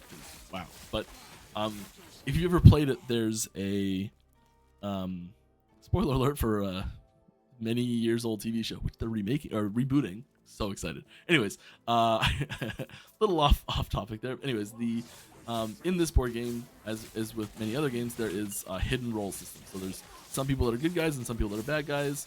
You don't always start the game knowing you're a bad guy. Sometimes you turn from a good guy to a bad guy partway through, and it's not you have no control over it. And people are like, the bad guys are trying to sabotage the good guys and stay hidden, and sometimes the bad guys get found out, and then you gotta your role as a bad guy changes. It's a whole thing. Anyways, my wife and I were talking about playing this the other day. We got a couple friends coming over for dinner, and we're gonna play board games afterwards. And I'm like, she's like, oh, we should play that. We haven't played it in forever. You were just talking about it, and we got talking, and the game doesn't really start to get good until you have a minimum threshold of people. I know this is a huge tangent. I'm so sorry, but I'm getting to the point. And I was thinking about what the threshold of like what type of games you could make, where the threshold was really high and still have it be fun for everyone. And the types of challenges you'd come up against with doing that, and the role the individual plays as a group of the collective in this like a larger story arc, and having everyone be involved with that as much as they want to, having this like all these problems of scale of the number of players. And I think that a focused convention like that, which like they did for ExileCon with the card game, is like the ideal situation where you've got a ton of people coming together that have very similar interests and would be focused on something like this. And so I'd really love to, if we're gonna have an EpochCon, I would probably get to designing some sort of large scale game with a lot of people. This comes back to like I used to work as a camp counselor, and you got to play tons of games with the kids. We used to play if you've ever played Stratego, it's an old strategy board game. And we play human Stratego with the kids, and it was so much fun. And you change a bunch of rules and everything like that, so it's not just like straight regular, but like the core functionality sits in place, and it's a ton of fun.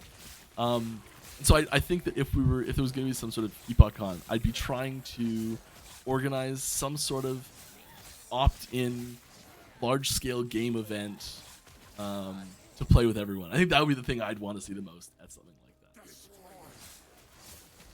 Which I know is not really the question you asked, and sorry, but you got a tangent answer instead. All right, hope that was okay. Is idle crafting in the works, or is it down the road? It's down the road.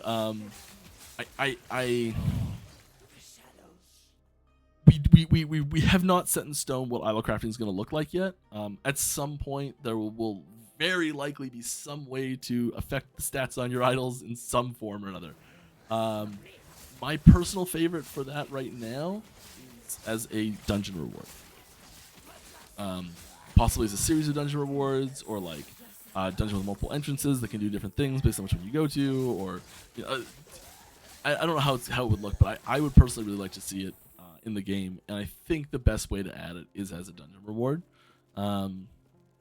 But maybe not. Maybe there's some other mechanic that comes in as like a cycle mechanic, and as part of that cycle, you can craft idols with some mechanic that comes in. I don't know. We haven't got that far with it. We kind of are like, someday we'll have it. But for now, idols are drop only, unaffected by crafting. We really like to have like a little variety. That is the most timely level up of all time.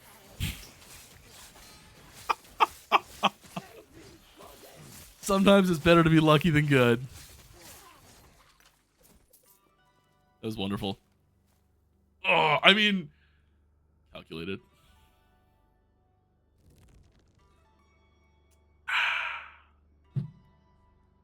Every time.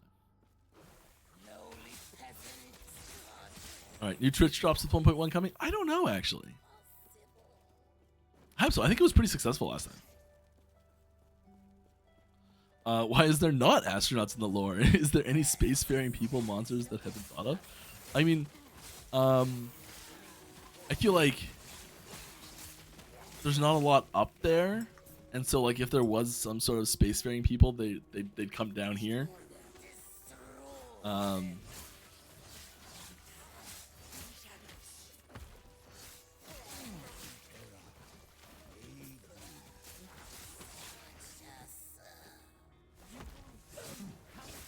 There's not really a big impetus for the people that live on Eterra to go up.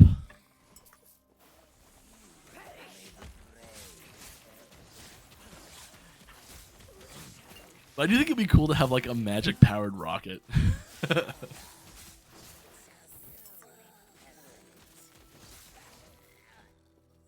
And then just like have technology, and it's just so advanced technology that the people going forward in time think it's magic.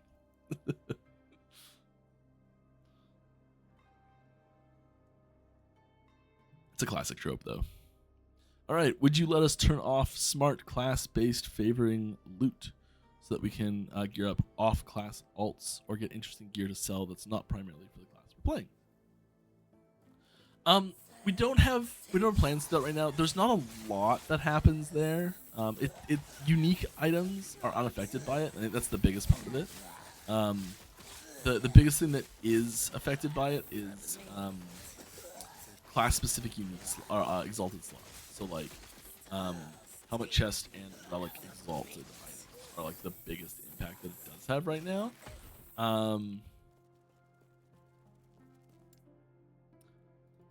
I'm not sure it's having a big enough impact to take the time to implement a system like that at the moment. It's possible. Fighting me is foolish. Get on the forums, drop a suggestion.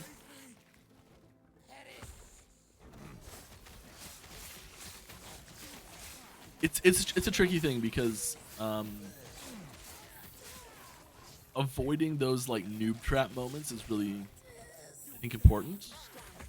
And if turning that setting off is like really important for players, like if for whatever reason it becomes like a really good way to play, to like oh, if you're gonna be playing, you better turn the setting off.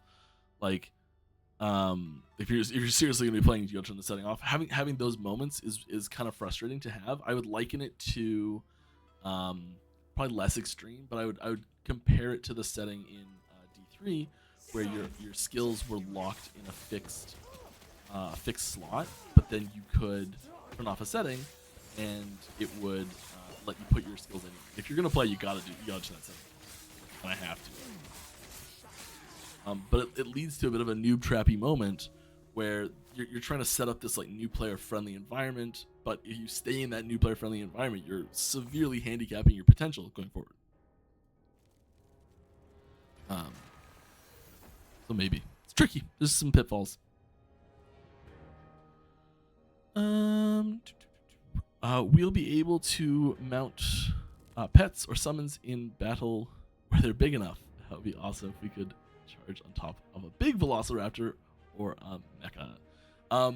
Yeah, there's a few. So okay, earlier there was a question. I can answer a question earlier now. You've reminded me. Wonderful. There was a question that was like, what's something where you're like, oh, that'd be so cool. We don't have the money to do it. Yeah, like Iron Man is something that's been pitched a bajillion times. And Meat Man has been Abomination version of that. So like you like summon the A-bomb and you like climb inside your A-bomb and you operate it like a mech, or you summon the manifest armor and you climb inside and operate it like a mech. Like, yeah, that's been pitched a bunch. Community internally, like, yes, I see that get pitched like once a month somewhere. The community like on Reddit or something. Yeah, it'd be so cool. We do not have the resources to implement that right now.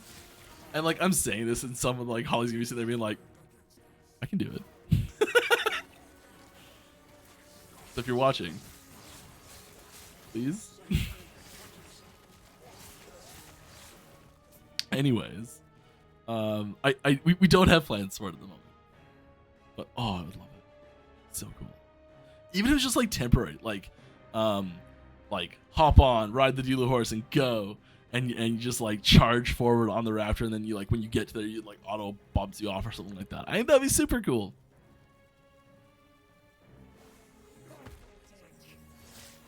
Is not planned at the moment.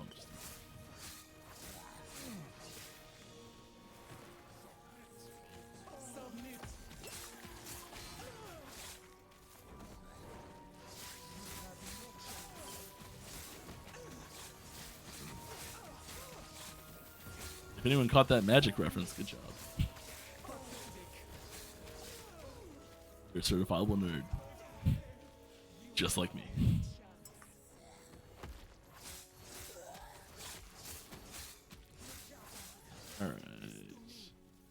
Alright. My question was skipped. I'm sorry. Did not mean to. Oh, I just skipped another one. Get into this one. I'm going to go back even further. How long are the... Did it skip forward to all of them? How long are the patch notes in irregular letter papers? They're not in that yet. They're not in that form yet. So 0 right now. My question was skipped. I'm sorry. Reposting. What are your thoughts on the negatives of item pool dilution caused by new items being added to bosses? new blessings, or just plain new affixes? How are you going to deal with the growing pool of items and affixes that are potentially not wanted by a player in the future? Oh my gosh, this is such a big topic and issue. And you're absolutely right. It is a big issue. One of the things we try to do is we try to mitigate this by having specific items coming from specific actions. We try to mitigate this by having the player take a little bit of agency in what things they want to see and a little bit of control. So, like, for example, you mentioned with blessings, being able to influence your drop rates and be able to say, like, oh, I want to see more scepters. So, like, okay, we've added more scepters and we've given you the ability to, like, find more scepters. So you're gonna, the amount of new items, the amount of items you're finding in general goes up, and so the absolute rarity of an item doesn't go down dramatically. Because you're absolutely right. It is there's this like absolute rarity and relative rarity of items. So, like, you can, if you add 10 new items to an item pool, like, relative rarity of an item may not change, but the absolute rarity of the item will. And so you get a little bit of this of an odd balancing act to have those things play nice and still feel fun and still be able to, like, find, especially for like build defining items. We do really try to make those accessible and build like enabling items where it's like, well, without this item you just can't start the build. So sometimes what we'll do is we'll actually we have encountered this issue before. For example, with Exsanguinous, it was the only item in the game that did low life building for a long time. And right around the time that we, I think it was around the time we were adding Death Seal to the game. We also added some other thing that was a catalyst to this as well. We added in the other armor set and the boots at the same time, to make that playstyle much more accessible. And since then, we've added in like 3 or 4 other ways to do it as well. So sometimes it's, I think depending on why that item was important to try and find specifically, and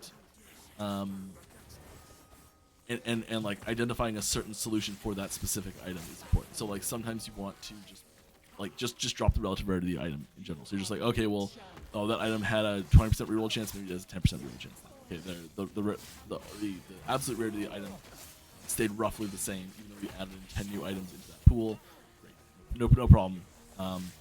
Other times, you're like, okay, well, the item was maybe a little bit too common anyway, so adding these extra items in actually helps with the problem.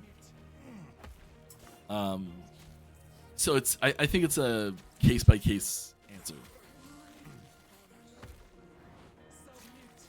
We resurrect our companions.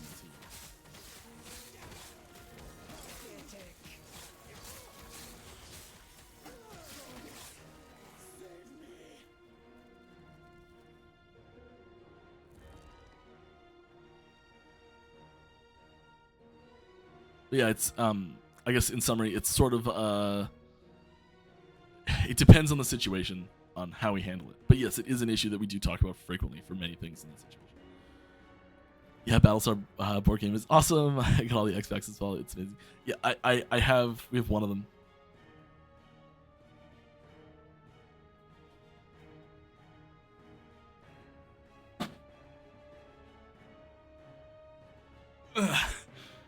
This game, so good. Doesn't start getting good until there's like 6 players, 5 at the minimum.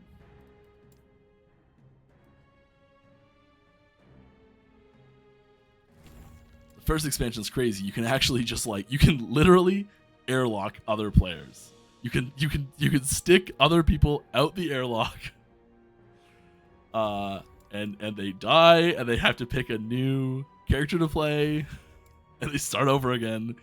It's crazy. Oh, I was gonna hit the other. Whatever. Too late now. All right, and you got the unfathomable revised version, though. If you don't want to pay a lot, it's apparently more streamlined as well. Oh, interesting. I didn't know that. I think we've got version 1.0.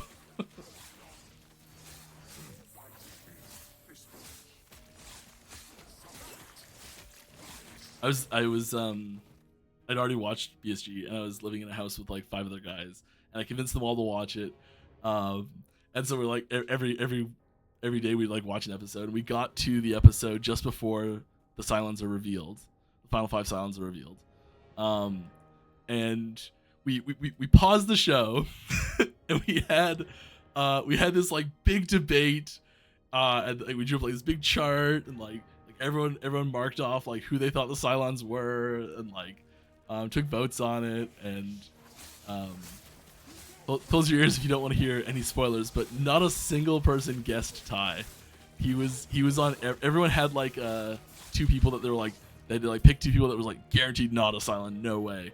And Colonel Ty was on people's list of like, there's no way he's a Cylon, but no one picked him as one, and I was very, very happy. I think we did it like 2 episodes before it gets revealed, because a couple episodes before, there's a few really big clues that start dropping. Alright, hey Mike, hope you're doing good. I am. 2 questions. 1, will there be Rebirth option, similar to D3, to quickly reset your character level and move all gear from it, instead of doing it manually and deleting and creating a new one? Probably not. I've had this question a couple times. Like, if you really want to do that, it's like, you gotta click the delete button, type in the character's name, and click the delete button, and click the new character button, and type your character name in, and click the create character button. Like, it's what, like 12 clicks and typing a character name twice, probably. It's one of those things that like, there's so because you're not reserving a character name, so you don't have to worry about that. So there's I don't think there's a really I don't think there's a really strong argument to do it for the amount that we get out of it. Like the dev time, the cost to benefit ratio is real bad on that one. It's not like hugely intensive to do, but it's like there's enough other things that need to get done in the game that are just more that like are probably affecting you in your moment-to-moment gameplay, rather than just something that happens for 1 minute at the start of a cycle.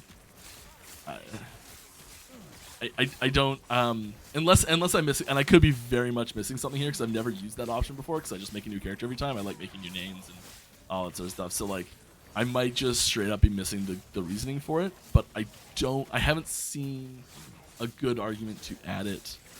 So probably not. And that's I guess I'm wording it this way because I don't want to say like, oh, it's a terrible idea. I just don't understand the idea. I don't think.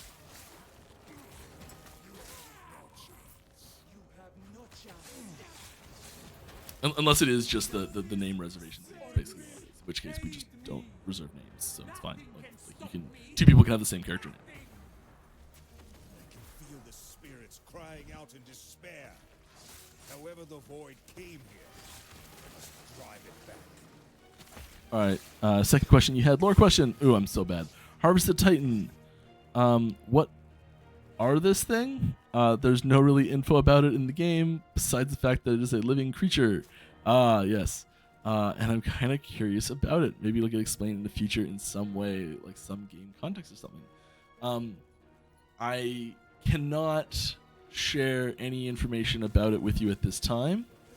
I do know that it is planned to have more information about it and others like it later.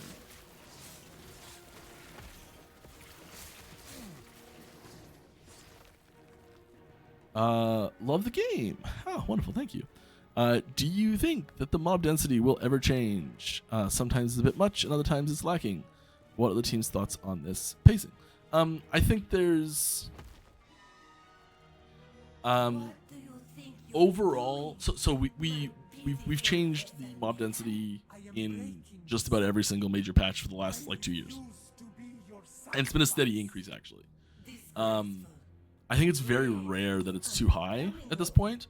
I think it's overall in a pretty good spot, but probably generally a little bit on the low side. I think there are situations where it's a lot on the low side and situations where it's a tiny bit on the high side, but like I don't think those extremes are too far. Like, I don't think those are really super extreme right now. Why Yeah. don't you show I think it's problem like that now fill I think there's some situations where having some like a little bit more extreme mob densities in just like a couple spots for fun would be cool. But yeah. Overall, I think it needs a little bit of a. So did I just hear Fleshmack? Yeah, that's the nickname we gave the idea.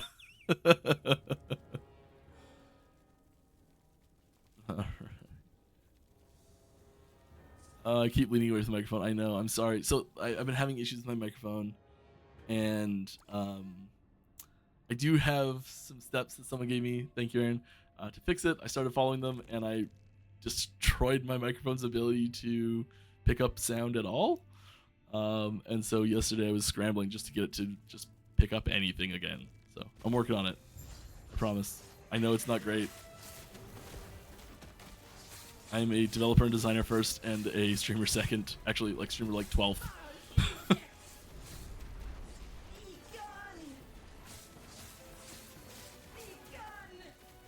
I kind of got the stream settings to like good enough, and then I just never touched them again. They're not really good enough.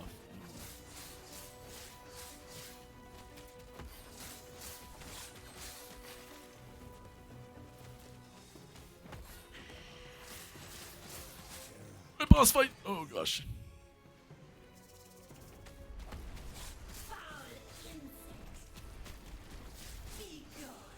Oh, can I get a question for this boss fight?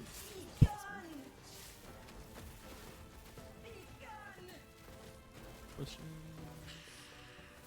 I caught up! Oh, that's what I'm talking about. Alright. Necroskeletons are really squishy feeling at 230-ish corruption. Is this intended? No. Are we expected to go Wraith Lord to push higher? No, there's no like this is the build you have to play conversation that we have.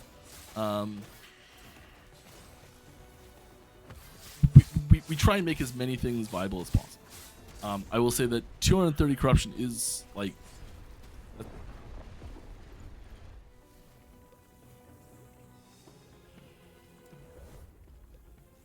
I got cocky.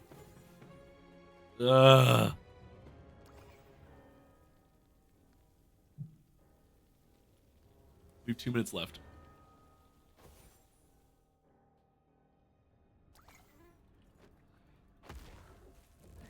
Okay. We're gonna try one more time. We're gonna go until we either succeed at this fight or die. And the stream's over. As soon as this fight ends, the stream's over.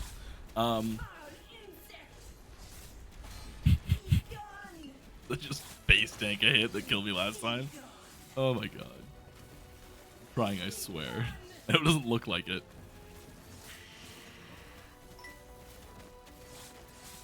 Oh no, my 2 hours of silence notifications turned off. It's gonna start pinging like crazy.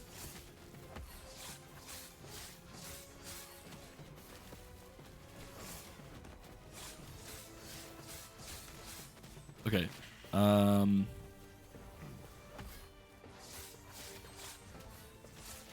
Look at the question. I'll answer some questions at the end of this. I'm just gonna look over and try and grab some. You were trying to help. You did help. You did help.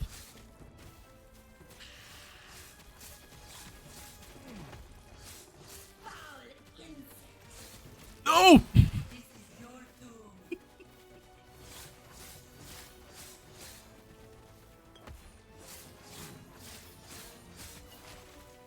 Oh, I thought I got enough poison to die. I did not.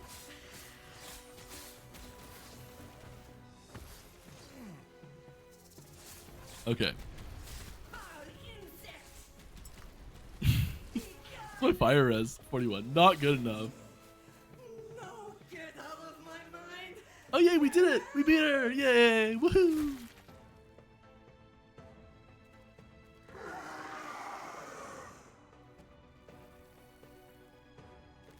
Oh gosh. What do you mean we didn't do it?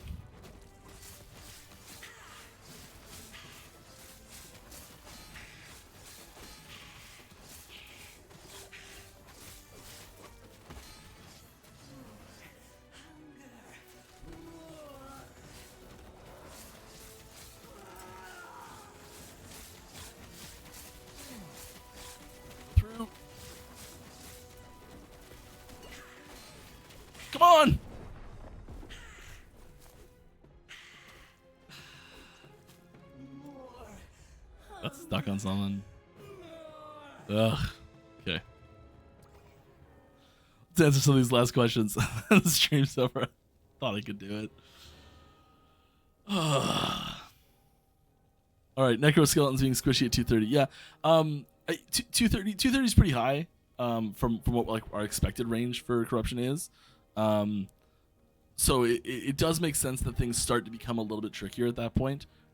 There's not an intention that you play Wraith specifically. No, Wraith's just overtuned right now. The other ones might be undertuned a little bit. So like we're working on bringing those together a little bit. I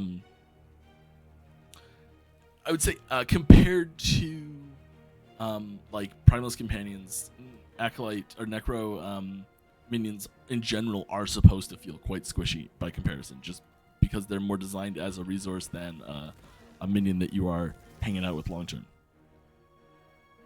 All right, going back to the item pool discussion really quick. I'm just going to try and hammer through some of these really quick. Going back to the item pool discussion, I know Risk of Rain had a system where some items became corrupted. Yes, altering the item's playstyle, but removing the character's ability to get the original version of that item permanently. I assume that this would have issues in a game with trading, though. Can you see any other pitfalls in this design? I mean, PoE has like corrupted items, and it has even more robust trading system than we do. So I think I really actually really like systems where it's like here's an item that's really good. If you want, you can try and gamble it to become really great and lock it forever, or possibly brick it. I really like systems like that. We don't really have we kind of do a little bit with that with our legendary system, where like it's a good item, it has potential to become a great item, and it might not. Like it might stay just a good item. So I think it's a cool concept, and I'd like to explore it more. All right, is Majasa a snake stapled to another stake? Not really. Why is Majasa the only one who needs sacrifices to live? That's very much a lore question. I don't want to answer it slightly wrong, but I think the real answer. I don't know if we've explored the real answer yet. Bingo, mod density. Wow, that was mob density. Almost at the end. Do we know the estimated difficulty of the pinnacle content? Like what corruption are you expected to be able to clear if you want to be able to clear the pinnacle boss? Great question. We've been talking about that a lot this week. I'll get back to you later on it. Pretty high though. Well, like pretty high from where we expect things to be normally. Not pretty high from where things have gone now. Alright, Rebirth is mostly about automatically moving gear from character to stash. It's a bit annoying to do if you have a lot of them. But I see your point. Thanks for the answers, Mike. Love the game. Can't wait for the next update. Yeah. I didn't know it also moved the gear as well. That does make it more appealing, I guess. Yeah, it really is just it takes away some of the busy work. I would say it's not having 1.1. I would say it's unlikely for 1.2 even. But possible. I don't know. We'll see how much things like that are features like this specifically are things that we do really look to our community for, to find out how much interest there is in something like that, where we're like, hey, this is a cool idea, but we don't really see much of a use for it, but like we got a bunch of people asking for it, maybe it bumps up the list. That's the style of feature that we look to for that. Have a good week. Thank you very much. That's the last one. I'm all done. Thanks for coming by. I hope you had fun. I know I did. If I didn't answer your question, I apologize. It was not intentional. I will be hanging out in our Ask the Devs channel in our Discord frequently, so you're welcome to stop by there and ask it. I'll do my best to get to it then. We're also active on other platforms of all sorts. You might love them, you might hate them. I am. Let's see who else is around right now.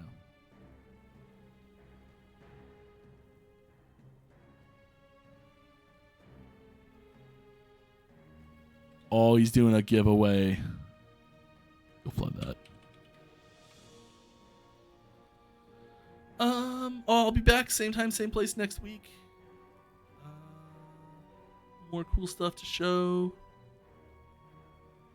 We might toss up one of the teasers we missed today on socials or something like that. But yeah, see you next week. Great hanging out with you.